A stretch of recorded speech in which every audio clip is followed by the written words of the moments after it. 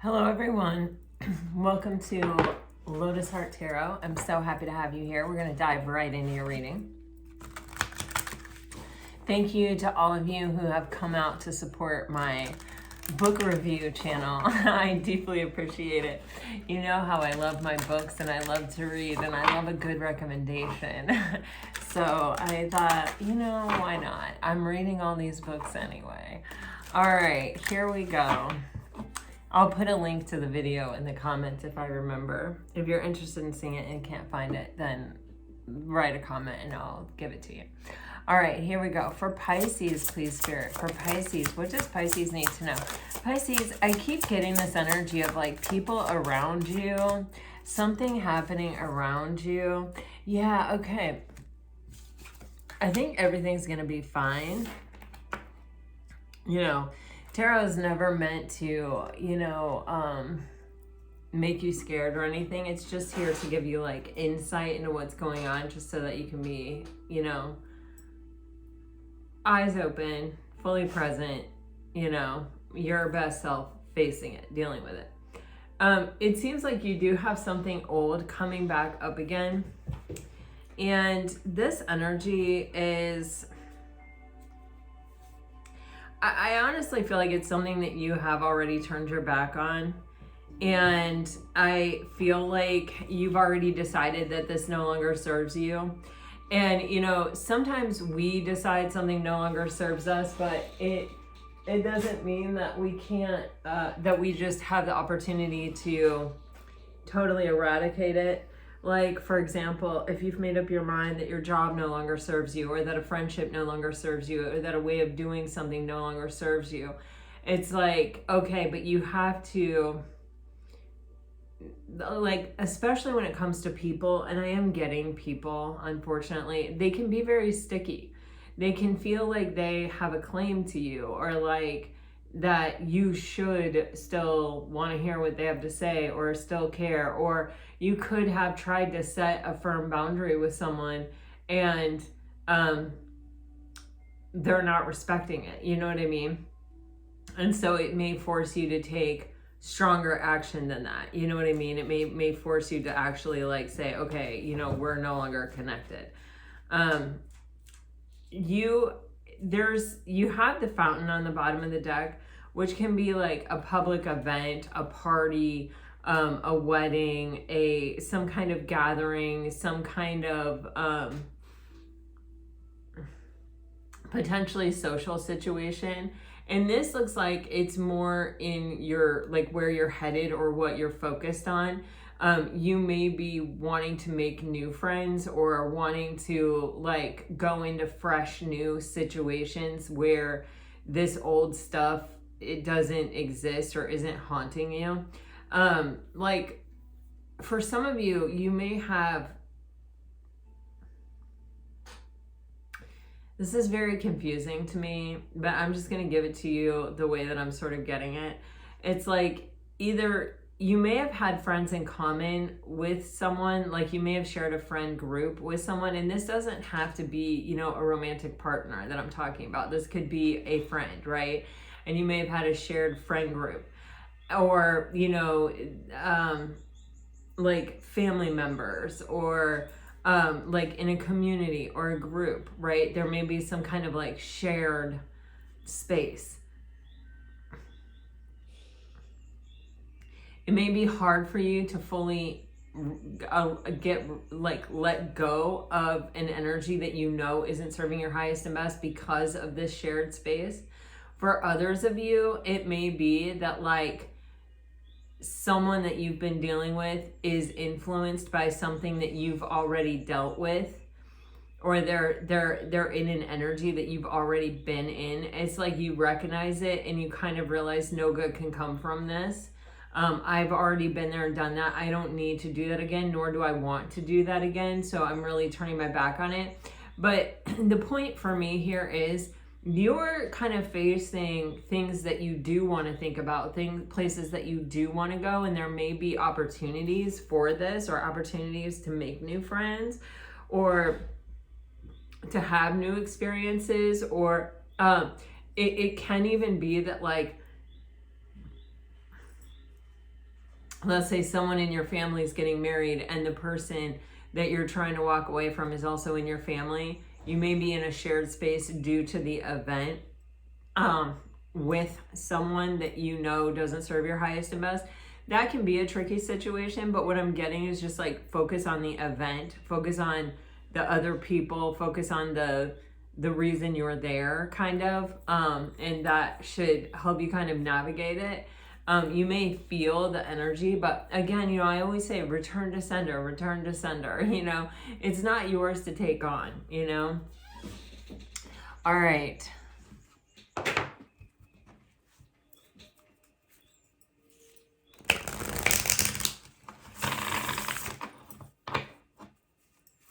Also, she has an umbrella. Well, it's not an umbrella, it's a parasol.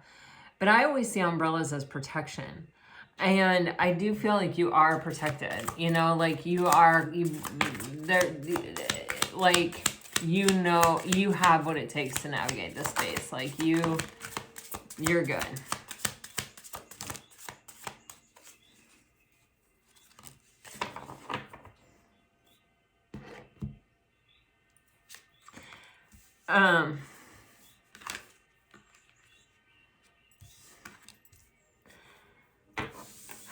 Yeah, you know, I do feel like this is part of turning an old page or turning an old chapter or putting something to bed here. You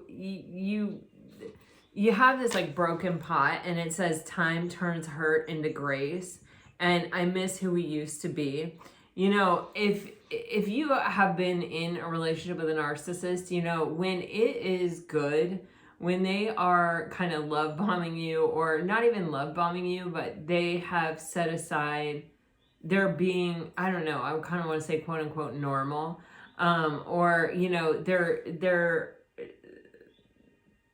it doesn't seem like they have an ulterior motive in the moment. There can be a lot of really good times. There can be a lot of fun. They can be funny and smart and insightful, and, you know, they can be a lot of things other than a narcissist. And I'm not saying for sure you're dealing with a narcissist here. I'm just using it as an example, right? That, like, you know, even when you have had extreme difficulty with a person, or you have gotten the bite of a person, it doesn't mean that at times you don't kind of look back fondly or nostalgically and think, wow, you know, there were some good times, or, you know, when it was good, it was good, you know, whatever the case may be. And, you know,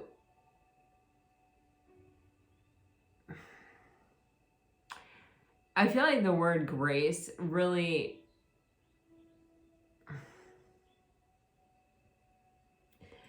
there's an aspect of it that is kind of like, I really recognize the humanness in you, and I recognize that, you know, what you're projecting or what you're putting out there or how you've treated me is a reflection of some kind of pain or some kind of suffering. And so now that I have this space and I myself have done some healing work, I can look at you and I can say, you know, I understand your humanness. That doesn't mean I want to be in a relationship with you. And that doesn't mean also that you're off the hook for, you know, your own healing. Like, you know,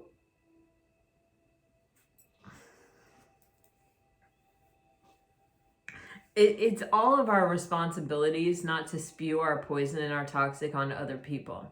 Even if the root of it is pain, is hurt, is suffering. When we say that suffering stops with us, I'm going to transmute that suffering into something else. I'm going to choose another way.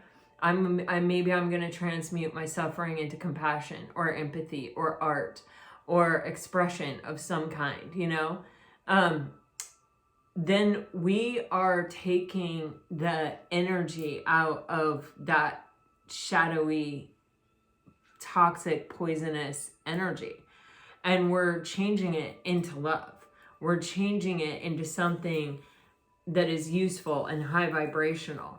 And everyone, if we all did that for ourselves, if we all stopped, acknowledged our pain, did the best we could to heal it, did the best we could to forgive ourselves and and everyone else, and insisted on moving forward into life, into all our interactions and into life in the most loving way possible, we could have peace on earth. We really could. It is possible. It is achievable. People will say, oh no, this conflict will never die. This conflict will never die. Well, if I'm coming at you from a space of understanding, not I want what I want, we can find common ground. We can understand each other. And maybe when I understand you and you understand me, and this isn't like, oh, I can tell you what your argument is and I have a rebuttal for it. That's not understanding. that's like memorization and spitting out facts. That's not truly authentically seeking some kind of higher level resolution. Anyway, it begins with us all handling our own pain, and we are all responsible for that, for our own, healing.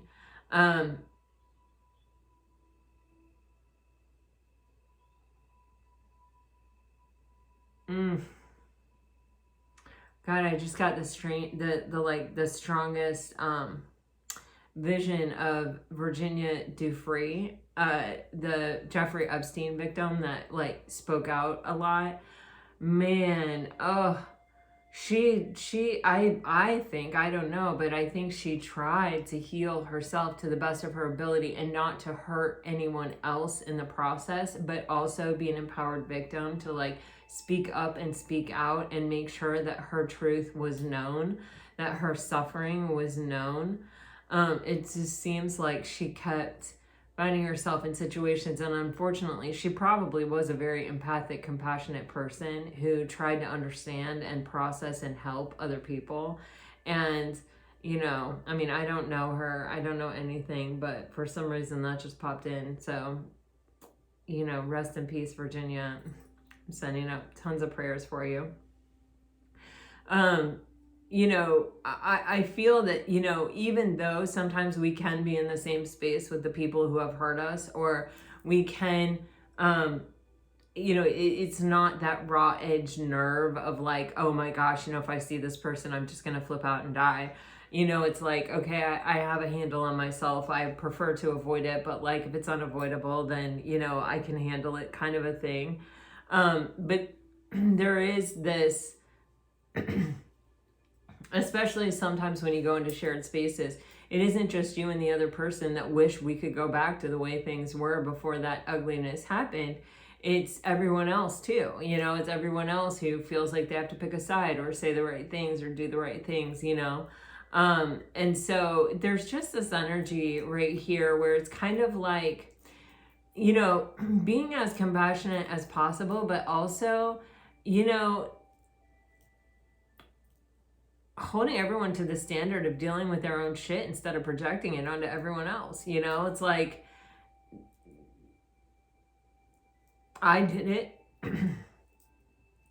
You know what I mean? That's where I feel like you're at. I had to do it, and I had to clear pain that you caused because you haven't done it. And as a result of you not doing it, you're probably going to do it to someone else. And on top of it, you've probably done it multiple times. So how many victims have you created, or how many times have you perpetrated because of this one same wound that you could do the work to heal? So it's kind of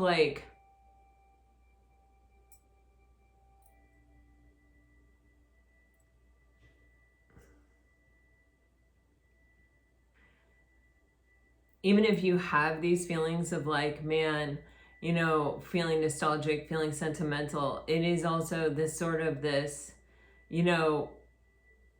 I feel like it's an observation of, have you dealt with that wound yet? And I do feel like you're holding a space for yourself here, Pisces, where you're just kind of you're looking to move in directions that support the highest version of you, and not retell stories and narratives of lower vibrational things and things that you've had to heal from and transmute and whatever. But I feel like you have made this decision to to heal all of your own pain so that you're not projecting it onto other people and taking it into all these situations and kind of spreading it around.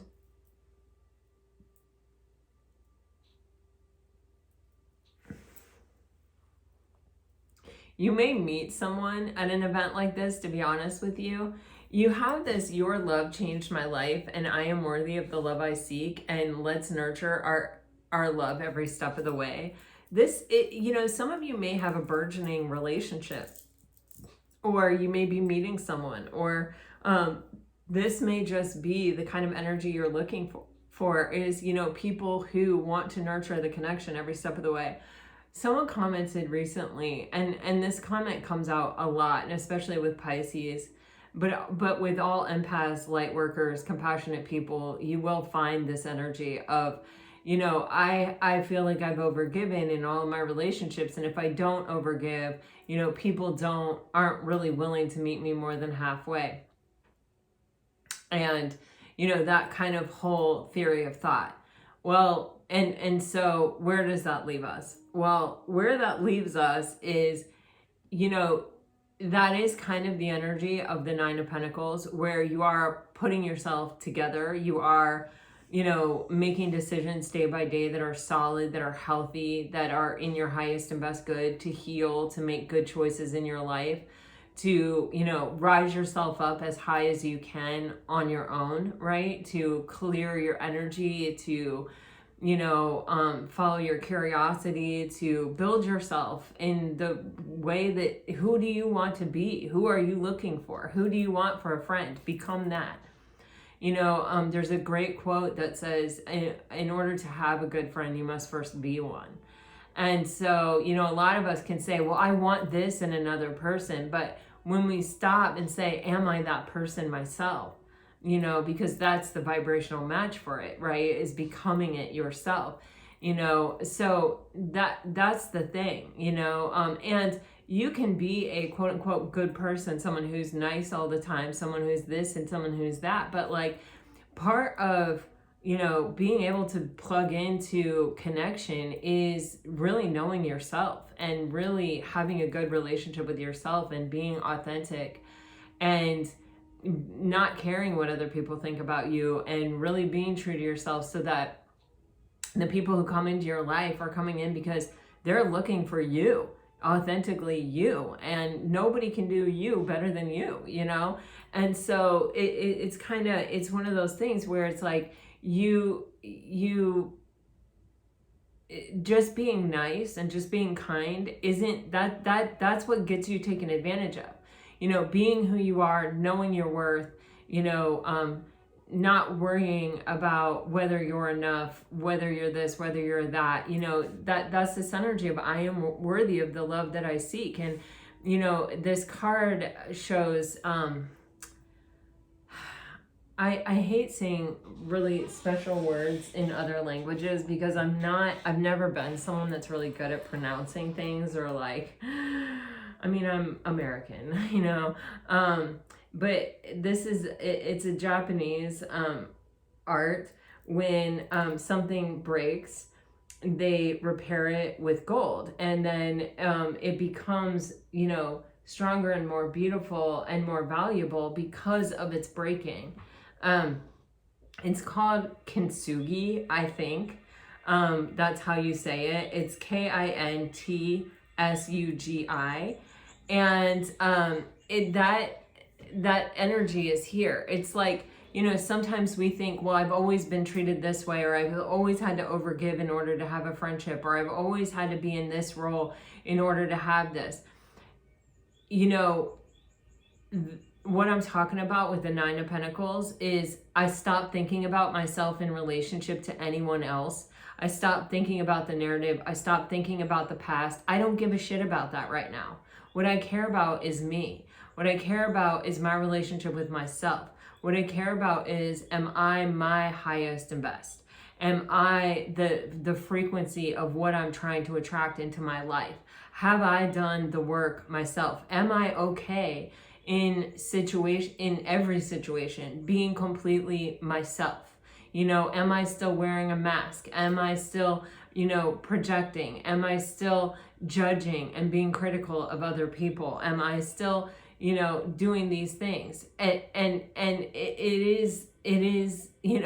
it is filling in your cracks. It is putting yourself back together with solid gold. It is making yourself this impenetrable force of authenticity and realness, and this so reminds me of this book I just read, of course. But there is just this, you can't ever be someone who has never been hurt before, right? We can't ever get our innocence back. We can't unsee things. We can't unfeel things. We can't unexperience things. But we can look for the gift in them, and we can heal ourselves. We can sit with it. We can pursue curiosities. We can read books that give us deeper insight into understanding into the psyche, into, why did that person treat me that way? There's amazing sources on YouTube. Dr. Ramani is a great source for, dealing with narcissism. Her last name is Ramani, and she also wrote an amazing book that I can't think of the name of right now. And there are so many resources to heal ourselves. My God, Tara Brach, she is such a powerful little force. She's written books called Radical Compassion and Radical Acceptance. There's just so much out there for us to say, this is how it's always been. This is my only experience. I don't have a lot of hope or optimism that it could be any other way. That is just insight that there's still healing to do. And that is just insight of a deeper underlying belief sometimes that, do you think you're worthy? Really and truly. Can you look yourself in a mirror and say, I love you unconditionally. I am grateful for everything that you are. I am thankful and grateful that you are funny, that you are smart, that you are a good friend and a good listener. Can you look yourself in the eye and list your attributes and mean it with the from your gut that you really love yourself? It is hard. It is hard. And then can you look yourself in the eye and say, I am worthy. I am worthy, and mean it and have it fortified and planted in your gut, so that every move you make, every word you say, every thought you think has to pass through, I am worthy first before you process it. It doesn't hit all the triggers. It doesn't hit all the pain and all the wounds and get twisted and jagged and messed up so that you react to it. It passes through the space of I am worthy. Let me tell you, when everything passes through a space of I am worthy, you're a hell of a lot more at peace than you have ever been. Because I am worthy of not dealing with this. I am worthy of not taking this on. I am worthy of, this love. I am worthy of this opportunity in front of me. I am worthy. It takes away fear and doubt so quickly. It just dismantles it. It just stops right there. It's like acoustical insulation on your wall that keeps all the sound out. It just goes in there and it just dies. All the external shit just dies. I am worthy. You are not getting to me. You are not going to convince me that I'm not worthy. You're not going to make me question it. You're not going to make me go through this whole long iteration of processing what you're trying to project onto me. I'm going to sit here like a stoic statue, and I'm going to know that you're projecting onto me. I'm just going to see it, and you're going to get no reaction. And the more I don't react, the more you're going to react. but I'm just sitting here knowing, you know what, I know what I deserve, and this is not it. So there is this energy of, you know, really putting yourself together in a stronger fashion, and seeing everything that you are and every experience that you've had as beautiful. And I do just want to say to you that patience is so important. Sometimes we think, well, okay, so fine, I put myself back together and then I'm alone for the rest of my life, because if I don't overgive, then I don't have relationships. No. Patience, young grasshopper. You know, first you build it, then they come. First you take the steps, and then it happens. It doesn't happen and then you figure out how to go. You go and then it happens. So you put yourself back together, and then you are a frequential match for higher level things. And the higher the level, the frequency, the fewer the things are out there to match that. So it takes time, but you will attract it. It will come to you. You will have it in your life. It's out there for you. It is absolutely out there for you. And when you do the work and you become that vibration and you attract that high level thing, it is worth it. It is absolutely worth it. I've seen it happen for so many people. I've had it happen in my own life. It is a remarkable thing. You almost feel like, gosh, am I going to wake up from this dream? Even though you did all the work, even though you went through the whole thing yourself, even though you got you there and you know how hard it was, you still feel like, is this real? You know, trust it, trust yourself. But this is very like star card energy, you know? Okay, so I do feel like you are coming to this space. You may even see feathers. See how many feathers are in this card? Especially if you take a walk in nature, you may see feathers, or you may see a flower blooming where like you're like, should that flower be blooming there? Did I tell you guys about the zinnia that's growing in my backyard? I don't know if I did or not. I planted zinnias like 2 years ago from seed in my backyard, in just these little places where bushes were not growing. And then I planted bushes like months later. So the zinnia seeds, they came up the first year. Then they came back like they're perennials. And they've always just been pink, like shades of pink. And so anyway, I go out there and there is a white zinnia in the same place where the zinnias have been coming up like they're perennials, which they're not, they're annuals. So that shouldn't have even happened, right? And then now suddenly in, 2.5 years, I have a white zinnia just randomly coming up between two of my bushes. And I'm like, I love the thing. I visit the thing. When I walk my dogs, I walk right past it. It just is like, mystifies me. It's just one of those things in life where you're like, whoa. And I've had other weird anomalies with these zinnias. So anyway, I don't know. It is a natural occurring color for zinnia. I've just never had that in my yard. And, yeah, I mean, it's just the whole thing is so bizarre. I feel like someone stabbed you in the back, or, they did something deceptive, and it feels like however, whenever, whatever, you're revisiting this, or you may be having some kind of experience that feels something similar, or someone around you may have an experience that where you're like, oh, but this time it's totally different. See, you have the rage and the intuitive. And remember how I was just talking to you about the acoustical insulation where all the noise goes and then it dies? Well, if you don't have that insulation, that acoustical insulation, right, it comes into your space and it makes you crazy. It's like, I drive a Jeep and I don't have like a top or windows, right? So if I pull up to a red light and I'm next to someone who's banging their music, I can't sometimes even hear my own music, right? And it will really bother me, especially like if I'm in a great mood and like the song that's playing is making me super happy and like all this, and then someone comes up next to you like pumping that out. I have a tendency to react. I have a tendency to like I go from feeling super joyful and happy to like being angry.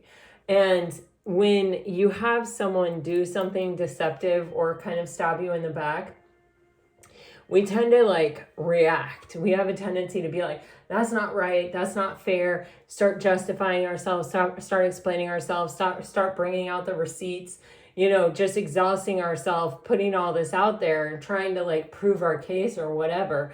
It never works. And the people that do this kind of thing want you to do this. They want you to be the one to do it so they don't have to do it. They're feeling this all the time and they need these outlets. So if you do it for them, then they get the smug satisfaction of being able to keep their cool, even though they instigated it, they made it happen, they brought it on. You will never explain your point to them. You will never prove that you're right or that you're justified in feeling the way that you feel. People will only ever see what they want to see. And so when you're secure in yourself and you've got that acoustical, insulation up and somebody tries to do something like this to you, for some reason I'm seeing sitting bull. I don't know what is happening, but I'm seeing a lot of dead people right here in this reading. But sitting bull, there's like a famous picture of him where he's just sitting there. I mean, they took his land, they took his people, they took his food source, they took everything. They introduced him to all kinds of diseases. Horrible, horrible things. And he's just sitting there. And the look upon his face, that he has suffered. That he knows what happened. He's not like blind to it. But he's sitting there and his energy is so strong and so powerful. It's literally rejecting it. It's literally, he is taking up the space, not getting angry, not reacting, not doing anything. He's just sitting there taking up space and he's projecting his energy of peace and strength into the world rather than letting the world dictate to him that he's got to be this mad, angry Indian who,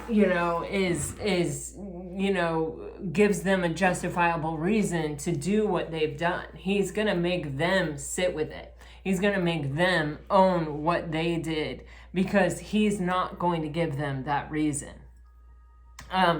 There's this illusions and stress energy, which people like this what they do is they really do try to kind of make you and everyone around you believe that, you're kind of the problem or whatever. They want you to believe something else is true, right? And the thing is, you can start to go, okay, now, why do they think that? Where did I give them that impression? What conversation? What did I say? And then what happens is then you'll start to say to yourself, oh, maybe it's at that point, at that time, I said this, and maybe they misconstrued it to that. Oh, okay, I'll explain that to them and then they'll see it. And you go to them and you try and you think, I'm going to explain this to them, where I was coming from and what I meant when I said this. And they are like, see, I told you. Now you're the one providing evidence for them because they're flipping it around on you. They didn't have anything. There was no basis behind. There's no justifiable reason to stab someone like in the back. There's no good cause for them to do what they're doing. And they're hoping that you're going to provide the answer. They're hoping that you're going to give them the thing that they can say, see, that's what it is. They're banking on you doing it. They believe you're going to do it because you're a good person and you try to do the right thing. And for someone to think something different than that about you is just all wrong. And you're going to try to prove it. And that's the thing. People are always going to see what they want to see. And if you engage with it, if you give it any kind of like potential truth, or however you want to say that, you know what I'm talking about? Like if you even try to say, oh, I see how you might have thought that, all you're doing is bolstering their case. You know, people aren't going to be like, oh, Pisces is so nice, she went and introspected and she came up with this, maybe they misunderstood this here, da da da da da. They're going to be like listening to the loudest voice in the room, because that's what we do. You know, that's why our ego runs roughshod over us so much, that the ego is the loudest voice in the room inside our head, you know? So that it will stress you out, and trying to process it and trying to come up with like a way to make this reasonable or understandable. It will take you down a lot of bad paths, and it will drain your energy. And in the end, there isn't a good reason. There isn't a clear, logical reason, other than this person can't process their own emotions, and they haven't dealt with their own wounding. And so they're out here, you know, wounding other people to try to make themselves feel better, essentially. And so the only way you can deal with them is here, is to have that acoustical installation. I just love this metaphor so much, you guys. I can't wait to tell my daughter about it. And I'm actually going to visualize that when this happens, because it's going to happen over and over again. I mean, it happens on big scales, big stages in the world, and it happens in our own interpersonal lives all the time. And the only thing we can do is, you know, acoustically insulate ourselves. All right, let's dive into the tarot. I don't know what exactly is going on here, but it does feel like, you know, there is something from your past that's coming back up again, or something that you know doesn't serve your highest and best that's lurking here. Your focus is on something much more beautiful. And I do think that, you know, you're moving in a great direction. Sometimes when we're closing out a cycle, it seems like we'll get this one last look at that old cycle, you know what I mean? Like before we kiss it goodbye. And so, you know, maybe just keep yourself really regulated. Be mindful of getting enough sleep, and, you know, just not letting yourself get super stressed out or super worn down, because that's when we have a tendency to react when we know we shouldn't. You know what I mean? It's harder to hold ourselves back, like when we're in that kind of energy, or we're lacking energy. Wow. Okay. Wow. Okay. So, gosh, some of you may be dealing with an Aries. Some of you may be dealing with a Capricorn. Some of you may be dealing with a Cancer. Or you may have one of those placements strong in your chart. There is someone who is looking at you, and they really do want to work with you. They want to share a vision. They want to share a plan, or this could be you, and this could be what you're looking for. Is like, I've dealt with, you know, these kind of toxic situations where this is what I have experienced, you know, over and over again. And like, my heart goes out to you. I definitely am someone who has done that a lot too. And it is really, really, really hard when you give and give and give to relationships, and then in the end, you feel taken advantage of, or you feel like, you know, you overgave and you let yourself down, and people took advantage of it, or whatever. It is a very hard space to move through. But I do see someone is taking their power back here with the Emperor on the bottom of the deck from a toxic situation. Wow, underneath the Emperor is the Queen of Pentacles, and that keeps coming out a lot in your readings. Let me just go ahead and clarify these really fast. I would really love some insight on who we're talking about here, Spirit. Who is the King of Wands? Is it Pisces? Who is it? I think it's actually a King of Wands. Could even be a Leo. Two of Pentacles on the bottom of the deck. Could be someone who, wow. Wow. I mean, man, for some of you, this is a Leo, okay? Or it could be that you have strong Leo in your chart. You're going to have to know for yourself. It's a general reading.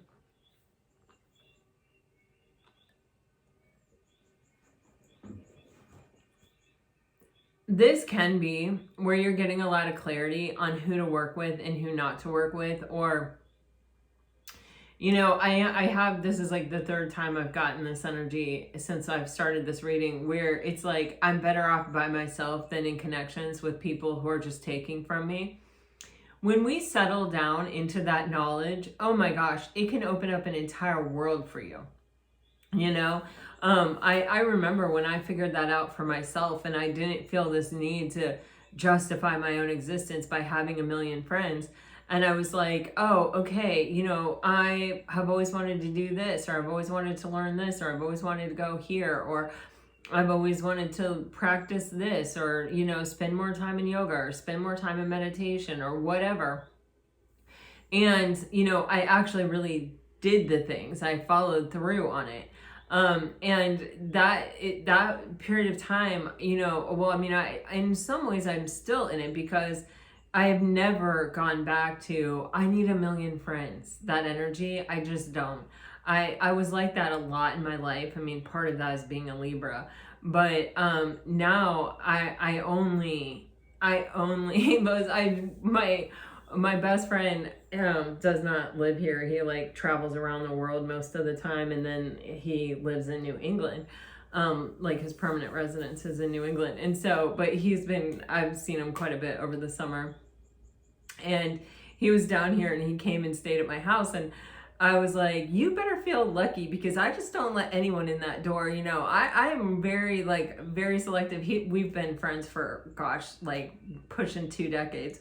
And he was like, oh, like we both used to be that way, where we were like, welcome, come over, I'm having a party, like come over, you know, like I would cook big dinners and have all these people over, and you know, and he would be one of them. But we both have been burned so many times by so many people that now it's like, I really treasure you if you're still in my life, because I have pared it down and pared it down and pared it down so many times that like if you're coming to my house and you're still like my best friend, then you've made the cut, like a lot of cuts. And we were laughing, we were having this long conversation about that.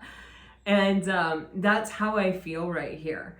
It's this energy of like, I'm very clear here. I know what I want. I know what I'm looking for. And I don't want to just work with people to work with people. Or I don't want to just have friends to say I have friends, or to have something to do, or to have a good time. This is like, I want healing, high vibe, happy interactions. Like, I want you to be someone that, you know, we can share a vision, we can share a plan, we can, and we collaborate. You know, it's not just always me coming to you, it's you coming to me, and it's, you know, it's all these things. And it's like, you know, there is like an energy of like sticking to this, kind of. With the king here, he's the master, and it's like, I know what I want, and I'm not going, well, that's kind of close to what I want, or maybe that could be what I want, or at one time that was what I wanted, so maybe I should entertain it. No, this is like single-minded. I know what I want. And you know, with the wand, it is like really in alignment with what I'm manifesting, what I'm creating, what I'm generating, what I want in my life. You know, everything is representational of that. Then you have this Chariot energy with the Devil and the Seven of Swords in reverse. And, you know, you have the Emperor and the Strength card on the bottom of the deck. And so, you know, this really feels like, I don't know how to kind of say it, but it's like something that looks like it's a friendship that I'm gonna have for the rest of my life, or a relationship that could go the distance. Like, I have met someone who is exactly right for me and who can match me stride for stride. But you have the Devil here, and this can be someone who acts like that but isn't that, like someone who's actually jealous of you, you know, someone who's getting close to you, but they have kind of deceitful intentions, or like, I don't even want to say intentions, but they have their own shadows that haunt them. Okay, I guess I'll just say it like that. And we know it's out there. We know that it exists. We know that it happens. Probably everyone listening to this, including me saying it, has been bitten by someone like this, that, you know, it looked great. It felt great at one point. It was really good. But in the end, in some way, it may have caused me to betray myself. The Seven of Swords is in reverse here. And this is kind of like internally dealing with all of the times and ways in which we betrayed ourselves, kind of buying into, you know, the devil in some decks is called temptation. You know, it looked good, it smelled good, it seemed good, like, but really when you look back on it with the Seven of Swords in reverse, there were signs, there were things.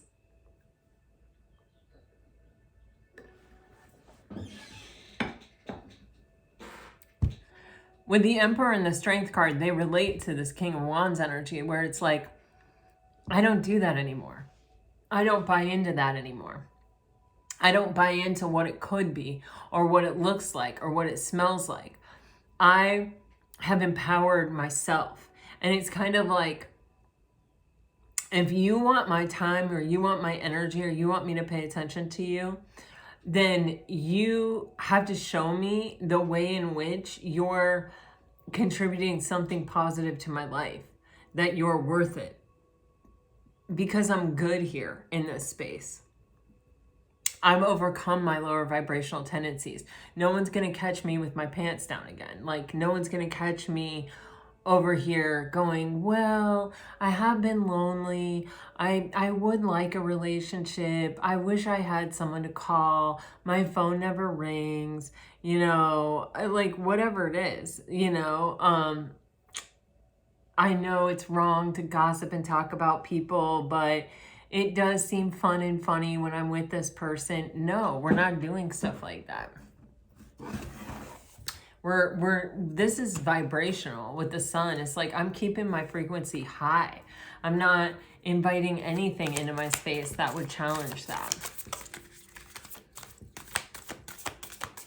Because my sight is set on where I'm going.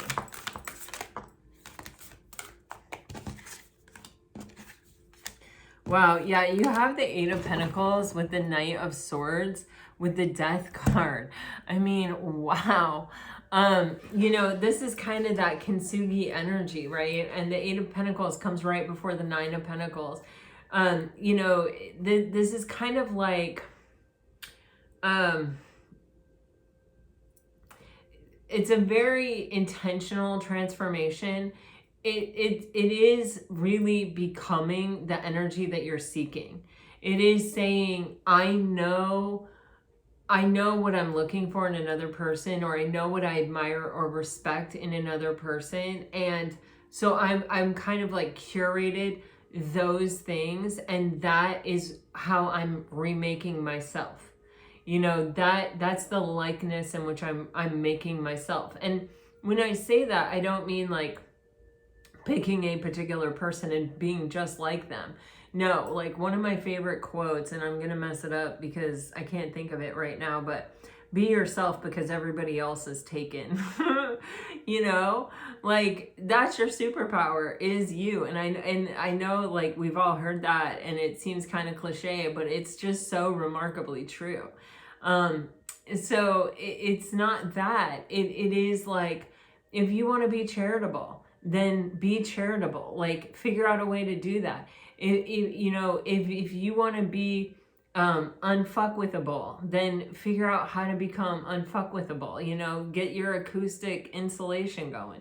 You know, figure out what works for you and commit to it. Master yourself. Do it. You know, promise yourself and make it happen for yourself. With the Knight of Swords, it's interesting because this card can be construed as a little bit reckless and somebody who doesn't really think ahead and someone who's kind of not prepared for what comes up. But as a Libra, the thing that I love about the Knight of Swords is it is the kind of energy where I outrun fear. You know, when I get an idea in my head of like, I want to do this, I want to try this, I want to go in this direction, I want to research this, I want to know more about this, I will just go for it with reckless abandon before I have a chance to kind of let my fear get in there or my self-doubt get in there and sort of tell me all the reasons why it might not work or why it might not be a good idea. And that's kind of what I'm getting with this Knight of Swords. It's sort of, you know, I'm going in this direction and fuck you fear and fuck you self-doubt. I'm not going to let you touch me. And, you know, I'm just not going to let you, you know, determine my direction, you know, or stop me. The Knight of Swords moves very quickly and, you know, without obstacle. And so, you know, the obstacles with us are fear and doubt most of the time, you know. So it's like I'm sort of swinging this sword and cutting those thoughts out, not letting that happen, and I'm navigating this space. With the Death card, this leads to like a huge transformation. You know, we could be talking about someone else. Keep this in mind. So this could be someone that you're dealing with that is going through this kind of transformation, or that is like facing these things or dealing with these things as well, or maybe like coming to terms with these things, or they may have people who have been heavily influencing them that are kind of narcissistic or whatever, toxic in whatever way, and they may be beginning to kind of see the light or figure it out, or hold a higher standard for themselves where they're like, maybe they've always seen it and now they're like, oh, I'm gonna put, you know, my money where my mouth is. I'm not gonna give these people the space or the freedom to like make me go one way or another way. Yeah, you know,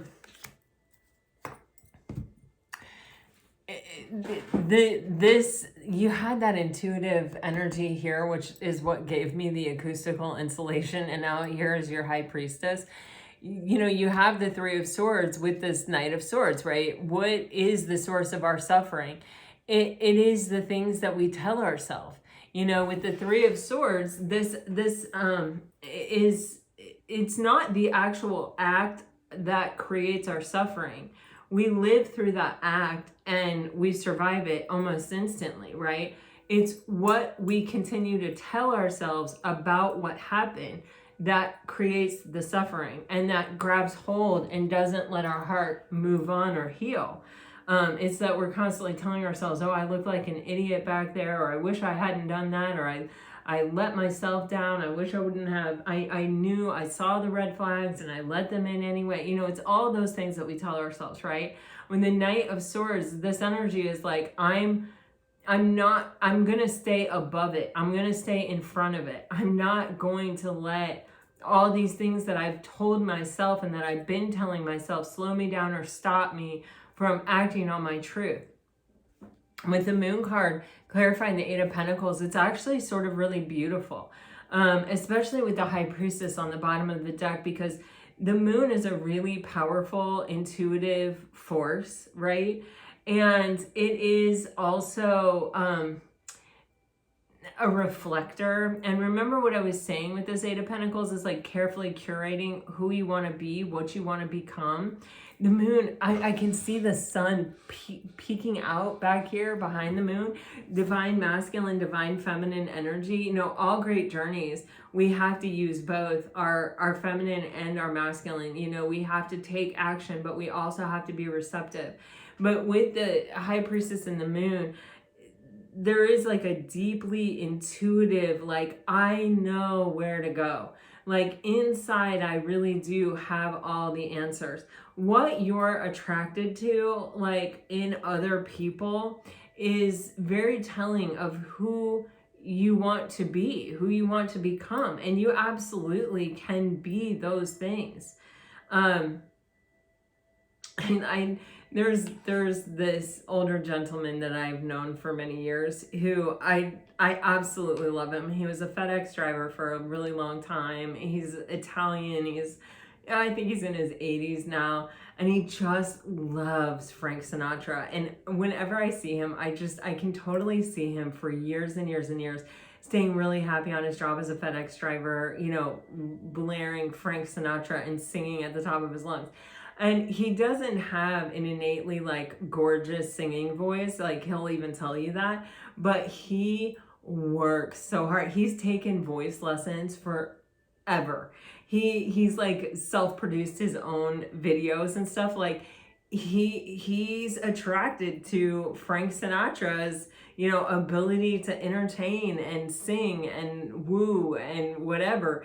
And he's so charming. I mean, here I am talking to you about him. I absolutely adore him. Whenever I see him, I just get the biggest grin on my face. I just love him. Anyway,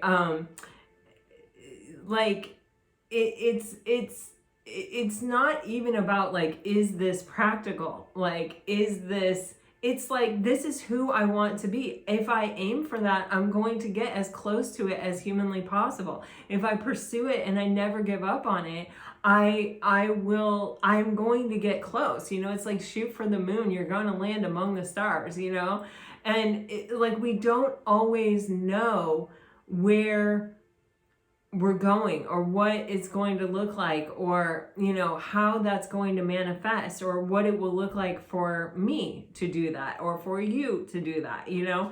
But if we are intentional about it, and if we are saying, you know, and this is where journaling really helps, you know, but it's like, I want to be more altruistic, or I would like to have more spiritual knowledge, or I would like to be a better cook, or I would like to, you know, it can be silly and it can be serious, right? But it, like, I'm just getting like, it might feel silly, but it's not silly. Like, there is no silliness where it comes to this. And really being mindful about what we do find attractive in other people is really important.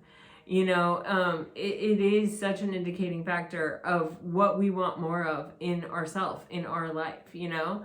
So it's not about like getting jealous of other people that they have this skill or this thing. It's going, oh, wow, you know what? That's really, I'm into that. You know, I like that. I like the way it feels to be around that person, you know, being a great listener. Like if you spend a lot of time with people who are a great listener, like most Pisces, and you say, you know, I'm not a great listener, but you make yourself determined to be a better listener. You can just take a deep breath and just, you know, remind yourself as you're picking up your phone, you know, I'm going to do a better job listening. It's more important for me to hear what someone else has to say. I already know what I know. I want to know what other people have to say. That kind of energy. So it's about like, yeah, I don't know what putting together all of these little things is going to look like, or how I'm going to emulate it. But I'll do it in my own unique way, but I'm going to be my best self unapologetically, like, period. That's this transformation that's happening here. And it's happening. You're also following this path very intuitively. Like this is your highest and best self guiding you on this journey, you know, through this transformation. You're capable of anything. Like, that's what I'm getting. It's like, you know,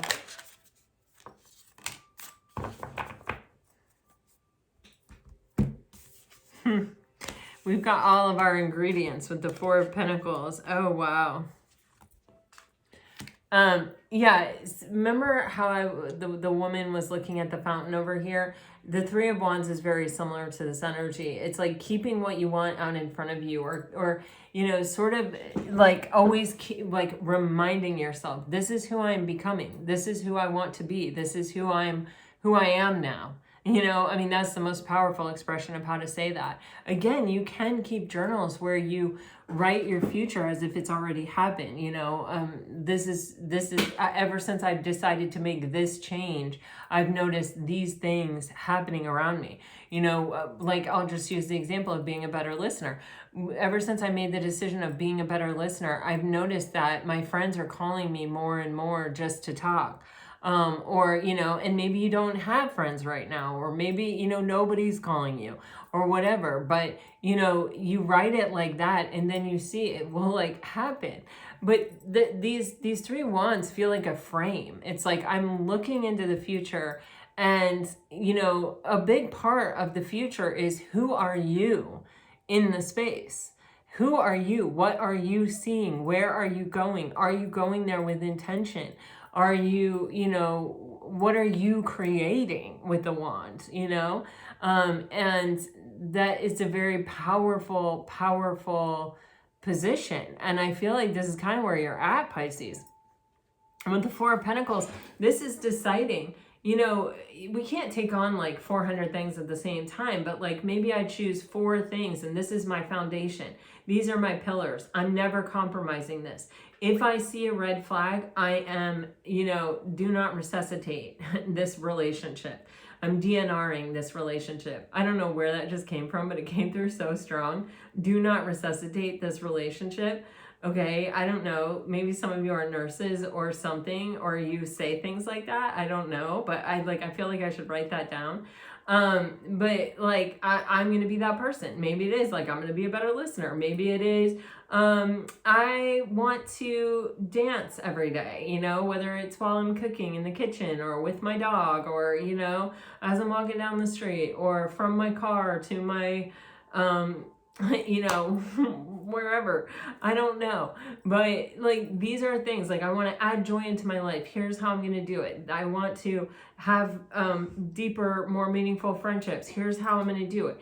I want to, you know, not get deep into relationships where I know they're not serving me from the jump. You know, whatever the case is, like these are the pillars, these are the foundations. This is like, these will always be true. I will always honor these 4 things. These are my priorities. This is what I'm standing on. This is going to be the statement of who I am, you know?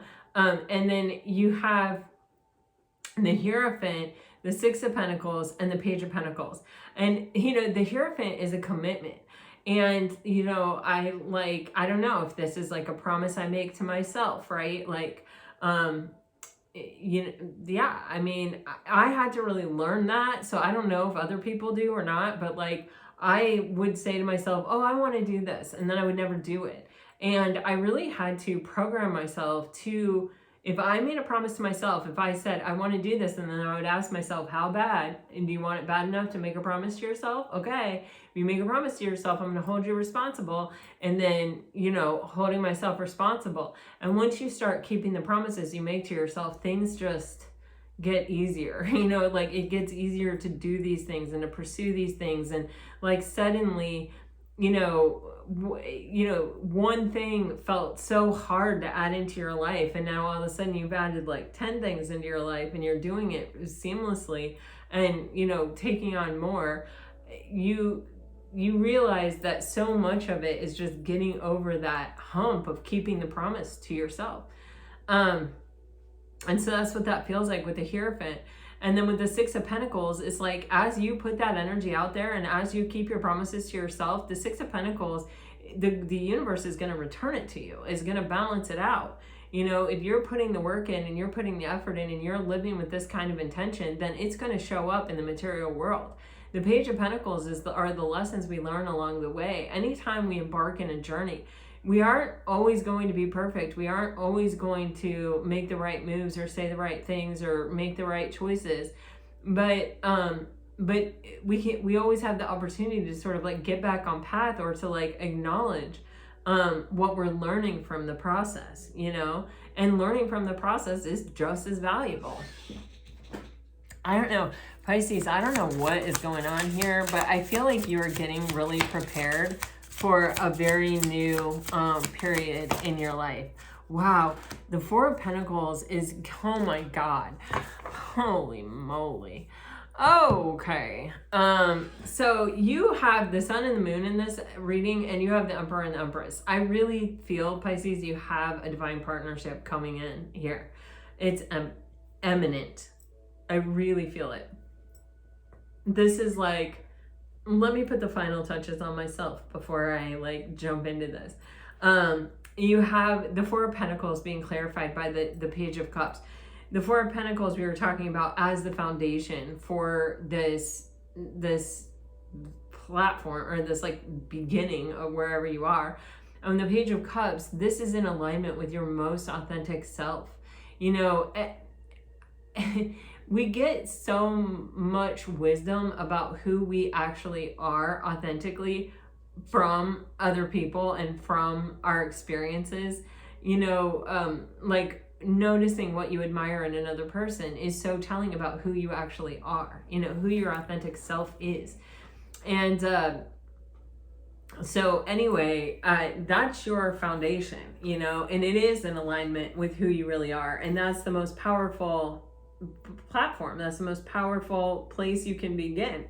And when you begin there, what you get from it, what matches with you, what shows up in your life is in alignment with that. How fabulous is that? And you know, the Hierophant, the Six of Pentacles, and the Page of Pentacles being clarified by the Ace of Pentacles. You know, when I was talking about, you know, you make these promises to yourself, or you make these commitments or whatever, and you know, you live with this kind of intention and you put this kind of energy out there, and the universe balances it out and shows up. And here you have the Ace of Pentacles, which is a gift from the universe. You know, it is a solid and stable opportunity that the universe is actually handing you. With the Empress on the bottom of the deck, I mean, damn, I feel like you're really coming into this space of, you know, I want it, I get it. You know, I nothing is impossible for you. You know, this is the ultimate manifester, and you know, I can do anything I want. I can have anything I want. There's nothing that can stop me. Energy of the Empress. It's beautiful. All right, so I don't know, Pisces, but it feels like you're moving into a space where you really can have it all. And I do feel like there's partnerships. I do feel like there could be even financial abundance. And like you name it. It feels like there's just good vibes coming. All right, a lot of creativity too. If you're dealing with a water sign, it's hard for me to explain things. I don't care what people think anymore. Hopeful, my karmic story is ending. Blocking. If you are dealing with a fire sign, you are getting wishy-washy. I just want to go back in time. I'm ready for more than just texts, resentment, and I want your attention. Whoa. If you're dealing with an earth sign, you have wait for me. I don't want to let you down. I want to be vulnerable with you, passion, and I am choosing you. And if you are dealing with an air sign, you are getting good intentions. I won't let you go, guilt, and distant. All right.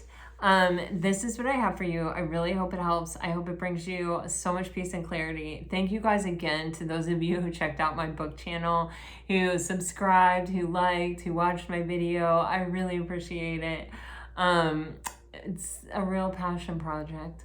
All right, until next time, I send you off with all my best. Always, always, always. Bye-bye.